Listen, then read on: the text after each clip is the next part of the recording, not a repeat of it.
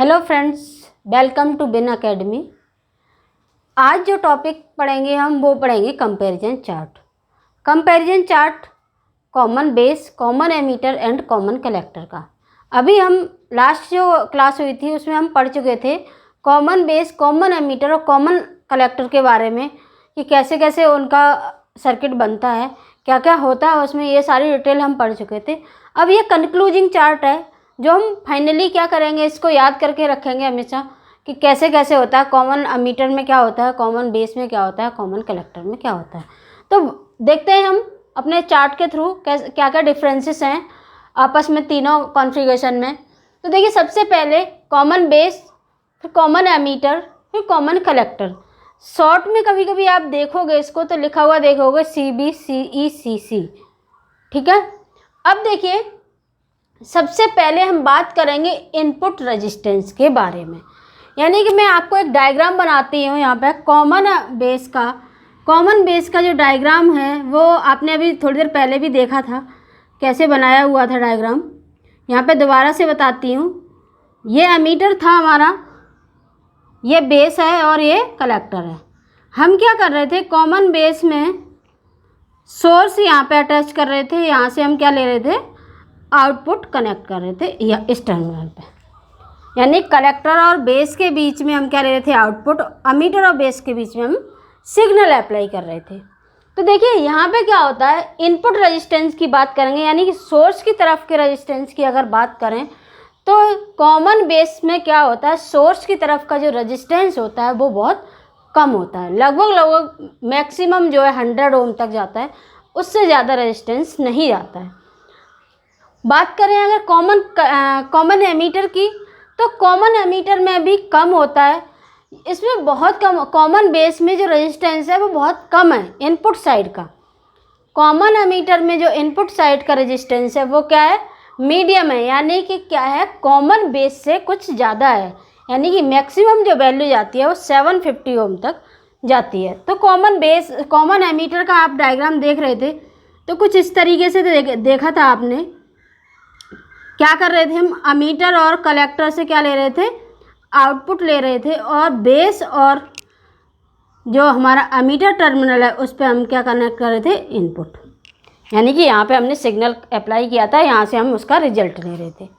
तो इस केस में क्या होगा, कॉमन एमीटर के केस में क्या होगा, इनपुट का रेजिस्टेंस, यानी इधर जो रेजिस्टेंस क्रिएट होगा लगभग 750 ओम के करीब होगा। यानी कि इधर सिर्फ 50 ओम था, यानी इससे क्या हो गया, कुछ ज़्यादा हो गया। लेकिन अगर हम बात करें कॉमन कलेक्टर की बात करते हैं तो रेजिस्टेंस जो होता है कॉमन कलेक्टर के जो केस में रेजिस्टेंस हम देखेंगे वो क्या होगा, कुछ इस तरीके से दिखाई देगा। आउटपुट हम यहाँ ले रहे हैं, यानी कि किसमें, एमीटर और कलेक्टर के बीच में हम आउटपुट ले रहे हैं, इनपुट दे रहे हैं कहाँ पे, कलेक्टर और बेस के बीच में। कहाँ दे रहे हैं, बेस और कलेक्टर के बीच में। अब देखें, अगर इसकी बात करें, किसकी, कॉमन कलेक्टर की। कॉमन कलेक्टर के केस में क्या होता है, इनपुट रेजिस्टेंस बहुत ज़्यादा होता है। यानी कि जहाँ हम सिग्नल अप्लाई कर रहे हैं, इनपुट पे जहाँ सिग्नल दे रहे हैं उधर की तरफ का रेजिस्टेंस क्या होता है, बहुत ज़्यादा होता है। अब देखेंगे हम आगे आउटपुट रेजिस्टेंस के बारे में। अभी देखिए, बेस में क्या हो रहा था, इनपुट रेजिस्टेंस बहुत लो है तो आउटपुट रेजिस्टेंस क्या है, बहुत ज़्यादा होगा। क्या होगा, वेरी हाई। यानी कि 450 किलो ओम तक क्या होगा, इसका आउटपुट रेजिस्टेंस होगा। कॉमन एमीटर की बात करें तो यहाँ पे क्या था, ये लो था तो यहाँ पे क्या है, हाई हो गया। वेरी हाई नहीं हुआ, क्या हुआ है, हाई। अगर इससे कंपेयर करें तो यानी कि इसका जो आउटपुट रेजिस्टेंस होगा वो होगा 45 किलो ओम के अप्रॉक्सीमेट। लेकिन यहाँ पे देखिए, इनपुट आउटपुट की बात कर रहे हैं तो वेरी हाई क्या था, इनपुट रेजिस्टेंस, तो आउटपुट रेजिस्टेंस क्या होगा, लो होगा। यानी कि बहुत कम होगा इसका आउटपुट रेजिस्टेंस, यानी कि 50 ओम तक। नेक्स्ट बात करते हैं हम किसकी, वोल्टेज गेन की। गेन तो आपको पता ही है क्या होता है, आउटपुट अपॉन इनपुट। गेन की कोई यूनिट भी नहीं होती। तो अगर कॉमन बेस का अगर हम गेन निकालेंगे तो गेन हमारा कितना आता है, 150। कितना आता है गेन, 150। कॉमन एमीटर के लिए गेन की बात करेंगे तो 500 के अप्रॉक्सीमेट आता है। और कॉमन कलेक्टर की बात करेंगे तो कॉमन कलेक्टर का यूज हम बहुत कम इसीलिए ही करते हैं क्योंकि इसका जो गेन होता है वो लेस देन 1 होता है। क्या होता है, इधर आउटपुट क्या होगी, कम होगी और इनपुट हमें ज़्यादा अप्लाई करनी पड़ेगी। क्यों? क्योंकि रेजिस्टेंस इनपुट का क्या है, बहुत ज़्यादा है। हमारा गेन क्या होता है, आउटपुट अपॉन इनपुट, यानी कि हमें यहाँ आउटपुट पर क्या मिल रहा होगा, कुछ कम वैल्यू मिल रही होगी, कम मिल रही होगी किससे, इनपुट से। इनपुट ज़्यादा देना पड़ेगा, तो इसीलिए क्या है, इसका यूज भी कम करते हैं। तो ये क्या है, क्योंकि इसका आउटपुट जो इनपुट रेजिस्टेंस है बहुत ज़्यादा है, उसकी वजह से क्या है, इसका गेन क्या होता है, 1 से भी कम होता है। नेक्स्ट देखते हैं हम, करंट गेन की बात करें तो करंट गेन क्या होता है, कॉमन बेस के लिए करंट गेन क्या होता है, जो अल्फ़ा, कॉमन बेस में क्या होता है, अल्फ़ा की वैल्यू अप्रॉक्सीमेट 1 होती है, यानी कि 1 के करीब अल्फ़ा होता है, किसमें, कॉमन बेस में। कॉमन एमीटर का जो गेन होता है वो क्या है, कॉमन एमीटर का गेन आपको बताया था क्या होता है, बीटा से डिनोट करते हैं। बीटा की वैल्यू क्या होती है, हाई होती है, यानी कॉमन एमीटर मैंने आपको बताया भी था कि मैक्सिमम क्या यूज करेंगे, कॉमन एमीटर को ही यूज करेंगे। तो कॉमन एमीटर को यूज करने का रीज़न भी बताया था, क्योंकि क्या होता है, करंट गेन जो होता है इसका बहुत ज़्यादा होता है, इसीलिए इसका यूज मैक्सिमम करते हैं। 90% जो भी सर्किट होते हैं उनमें हम कॉमन एमीटर यूज करते हैं। कॉमन कलेक्टर के गेन की बात करें, उसे रिप्रेजेंट करते हैं हम गामा से, और गामा जो होता है वो जो आएगा वो मीडियम होता है, 1 के करीब भी नहीं होता, बहुत ज़्यादा भी नहीं होता। क्या होता है, गामा की वैल्यू मीडियम आती है, 1 से ज़्यादा और लगभग जो बीटा की वैल्यू आएगी उससे कम। अगर हम नेक्स्ट बात करें एप्लीकेशन की, हमने ये चीज़ें तो देख ली, एप्लीकेशन हमें याद रखनी है, ये बहुत इम्पोर्टेंट है। क्या, common base, common ammeter, common collector में जो एप्लीकेशन कहाँ कहाँ ये अप्लाई होता है, कौन सा सर्किट कहाँ यूज हो रहा है, वो हमें याद रखना है। क्योंकि क्या होता है, क्वेश्चन में ऐसे ही पूछता है कि इम्पीडेंस मैचिंग के लिए कौन सा कॉन्फ़िगरेशन यूज करते हैं, तब आपको टिक लगाना होता है। तो आपको माइंड में रखना है कि जो इम्पीडेंस मैचिंग के लिए कौन सा यूज करते हैं, कॉमन कलेक्टर। तो इसी तरीके से यहाँ पे क्या है, अलग अलग एप्लीकेशन दिखाई गई हैं कि कॉमन बेस की एप्लीकेशन क्या है, कॉमन एमीटर की एप्लीकेशन क्या है और कॉमन कलेक्टर की क्या है। तो कॉमन बेस की बात करें तो कॉमन बेस का जो यूज होता है वो होता है हाई फ्रीक्वेंसीज पे, यानी कि जो रेडियो फ्रीक्वेंसी सिग्नल्स होते हैं उनके लिए हम कौन सा यूज करते हैं, कॉमन बेस। कहाँ, कम्युनिकेशन सिस्टम में हाई फ्रीक्वेंसी यूज की जाती है मैक्सिमम, और वहाँ पे हम क्या करते हैं, कौन सा यूज करेंगे, कॉमन बेस का यूज करेंगे। ऑडियो फ्रीक्वेंसी में जो हमारा सीई होता है, कॉमन एमीटर का यूज हम करते हैं ऑडियो फ्रीक्वेंसी। ऑडियो की रेंज 20 to 20 किलो हर्ट्ज होती है, 20 हर्ट्ज से 20 किलो हर्ट्ज, ये होती है ऑडियो फ्रीक्वेंसी की रेंज। तो ये क्या है, कॉमन एमीटर जो होता है, जैसे हम पीए सिस्टम लगाते हैं, पब्लिक एड्रेस सिस्टम, जो माइक और स्पीकर जो कनेक्ट करते हैं, ये क्या है, ऑडियो फ्रीक्वेंसी है। ऑडियो फ्रीक्वेंसी के लिए जो हम माइक वगैरह के साथ यूज करते हैं, वो वहाँ पे जो कॉन्फ़िगरेशन यूज करते हैं वो करते हैं हम कॉमन एमीटर। अब देखिए last, common collector. Common collector का यूज हम इम्पीडेंस मैचिंग के लिए करते हैं। देखिए इम्पीडेंस मैचिंग यानी कि हम जहाँ पे एक सर्किट को दूसरे सर्किट के साथ कनेक्ट करते हैं, तो पहले सर्किट की आउटपुट दूसरे सर्किट की इनपुट से मैच करनी चाहिए। जहाँ पे मिसमैच होता है वहाँ पे क्या करते हैं हम, ये वाला कॉन्फ़िगरेशन यूज करते हैं कॉमन कलेक्टर। वो क्या कर देता है, उसकी इम्पीडेंस को आपस में मैच कर देता है। कैसे, जैसे मान लो दो लोग हैं जिनकी जो आपस में उनकी बॉन्डिंग कम बनती है, जब उनकी आपस में बहुत सारी चीज़ें मैचिंग करती हैं। तो ऐसे ही क्या है, जब हम किसी सर्किट को, एक सर्किट ये है, एक सर्किट ये है, इसकी आउटपुट आ रही होगी, इसका इनपुट होगा, तो जब हम इसकी आउटपुट को इसकी इनपुट के साथ कनेक्ट करेंगे, तो मान लो इसकी आउटपुट बहुत ज़्यादा, इसकी इनपुट क्या है, सेंड करने की बहुत कम है, तो क्या होगा कि ये मैच नहीं होगा, आपस में मैचिंग नहीं होगी इनकी। तो मैचिंग करने के लिए क्या करेंगे, हम बीच में कुछ लगाएंगे, उसे बोलेंगे सीसी कॉन्फ़िगरेशन का यूज करेंगे। किसके लिए, इम्पीडेंस मैचिंग के लिए। तो अभी ये चार्ट आपको अच्छे से समझ में आ गया होगा। इसमें एप्लीकेशन मेनली ये याद करके रखनी हो, एक ये वाली वैल्यू जो बीटा, कॉमन एमीटर में बीटा क्या होता है, ये आपको हमेशा याद रखना है। इसके बाद जो अभी हम देखेंगे वो देखेंगे ऑपरेशन रीजन ऑफ ट्रांजिस्टर। जो भी ऑपरेटिंग रीजन होते हैं ट्रांजिस्टर के वो कौन कौन से होते हैं, कौन कौन से रीजन में ऑपरेट करता है, वो देखेंगे अभी नेक्स्ट आगे। देखिए अब हम देखेंगे ट्रांजिस्टर के ऑपरेटिंग रीजन्स, कौन कौन से रीजन्स में ट्रांजिस्टर ऑपरेट करता है, कैसे करता है, वो सब देखेंगे हम आगे।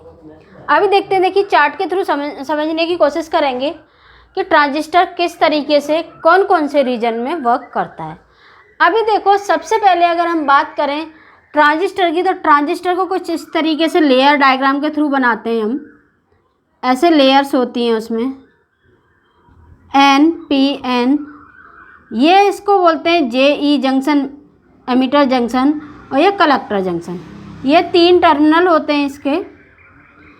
अब देखिए हम क्या कर रहे हैं, emitter base junction, collector base junction, यानी कि एमीटर बेस जंक्शन ये वाला, कलेक्टर बेस जंक्शन ये वाला।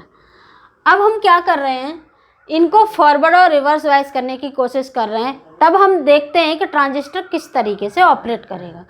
तो सबसे पहले हम देखेंगे दोनों तरफ फॉरवर्ड वाइज करेंगे। बाइस आपको बताया था, अप्लाई ए बैटरी, यानी कि कोई भी सोर्स सर्किट के साथ कनेक्ट कर रहे हैं तो क्या होगा, वो कहता है बाइस, वो होता है बाइस। तो हम क्या कर रहे हैं, दोनों तरफ फॉरवर्ड वाइज कर रहे हैं, यानी कि फॉरवर्ड वाइज का मतलब है यहाँ पे क्या कर रहे हैं हम, माइनस को माइनस के साथ कनेक्ट कर रहे हैं, प्लस को प्लस के साथ, यानी माइनस को माइनस के साथ, प्लस को प्लस के साथ। ये होगा हमारा फॉरवर्ड वाइज। पहले केस के लिए दोनों तरफ इनपुट आउटपुट, दोनों तरफ हमने जो बैटरी कनेक्ट की है वो किस में की है, फॉरवर्ड वाइज में। जब हम फॉरवर्ड वाइज में दोनों तरफ बैटरी, अगर ट्रांजिस्टर के 3 टर्मिनल होते हैं, ट्रांजिस्टर कुछ इस तरीके से होता है, 3 टर्मिनल हैं इसके तीनों टर्मिनल में यहाँ पे क्या करेंगे हम, फॉरवर्ड वाइज बैटरी अप्लाई कर रहे हैं, यानी क्या कर रहे हैं हम, फॉरवर्ड वाइज बैटरी अप्लाई कर रहे हैं। तो क्या हो रहा है, ट्रांजिस्टर से जब ट्रांजिस्टर वर्क कर रहा है तो कौन से रीजन में कर रहा है, सैचुरेशन रीजन में। कौन से रीजन में वर्क करेगा उस टाइम पे, सैचुरेशन रीजन। देखिए यहाँ पे सैचुरेशन रीजन कौन सा है, ये वाला। यानी कि ट्रांजिस्टर को अगर हम दोनों तरफ फॉरवर्ड करते हैं, दोनों तरफ सेम बैटरी लगाते हैं, तो हमारा ट्रांजिस्टर जो वर्क करता है वो करता है सैचुरेशन रीजन में।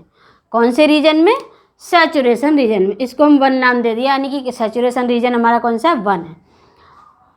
जब वो सैचुरेशन रीजन में ट्रांजिस्टर होता है तो किस तरह से काम करेगा, सैचुरेशन रीजन में ट्रांजिस्टर जो है ऑन स्विच की तरह काम करता है, यानी कि एक स्विच है हमारे पास, उस स्विच को क्या है, उस स्विच से सप्लाई कनेक्ट है, यानी कि वो क्या कर रहा है, ऑन है।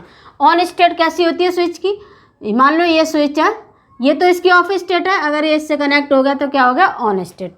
यानी कि जब सैचुरेशन में ट्रांजिस्टर होगा तो कैसे काम करेगा, ऑन स्विच की तरह। तो देखिए स्विच मैंने बनाया हुआ, लिखा भी है ऑन स्विच, और देखिए यहाँ पे मैंने इसको बाइसिक करके भी दिखाया कि फॉरवर्ड कैसे कर रहे हैं। अभी आगे देखेंगे हम। अब क्या करेंगे, इसी चीज़ को चेंज कर देंगे, क्या करेंगे, रिवर्स वाइज। दोनों तरफ हम क्या कर रहे हैं, बैटरी की डायरेक्शन को अपोजिट कर दे रहे हैं। क्या कर रहे हैं हम, बैटरी की डायरेक्शन को अपोजिट कर दे रहे हैं। तब हम देखते हैं कि जो है रिवर्स वाइज में ट्रांजिस्टर किस तरह से काम करेगा, रिवर्स वाइज में ट्रांजिस्टर किस तरह से काम करेगा ये देखेंगे हम।